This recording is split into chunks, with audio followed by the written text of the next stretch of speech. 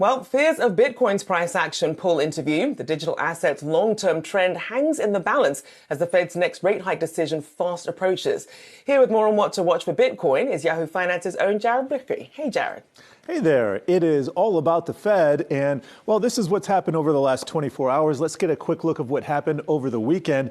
And why did I say all about the Fed when we're talking crypto? That is because crypto is very levered to the Fed's balance sheet and to its money printing operations, to monetary policy in general. So here's Bitcoin up a whopping 0.5% over the last 3 days. But here's what it's done year to date. Now, up almost 40%. We haven't seen a January like this since way back in 2013. And let me just show you what was happening back then. So this is a max chart. This goes back to what, 2009? Now, back in 2013, you're not going to be able to see the line. We did have a huge run up for about 4 months, I believe.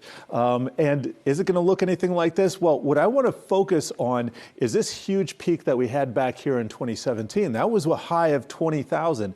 Now, they say markets have price history, price memory, and we can see that playing out. In fact, we dipped below 20,000. You might call this potentially a false breakdown. Why false? Because if the direction is now up, that would be a little bit of a scare to the downside that we often see in technical trading here. Now, the point is we could be on the upswing here, but we have some obstacles. Now, let me show you a Yahoo Finance chart. I pulled this from our website, a little bit of copy and paste here. And what I wanted to show here, this is a free indicator called volume profile. This tells you all the volume that has been transacted at a given price level. So this goes back 2 years.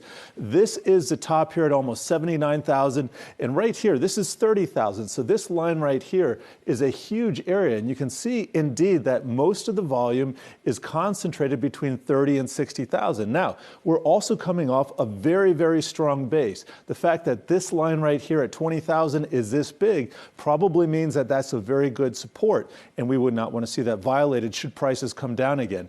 Suffice to say, once we get above 25,000, should be smooth sailing to 30,000, but that's where the rubber meets the road. So this Wednesday with the Fed is going to be very important. As I said, these crypto assets tend to lead the Fed, tend to lead stocks and bonds more than anything else. It is what it is. So on Fed Day at 2:30 p.m., when Chair Powell takes the lectern, I'm going to be watching Bitcoin to see where we might be ending the day with stocks.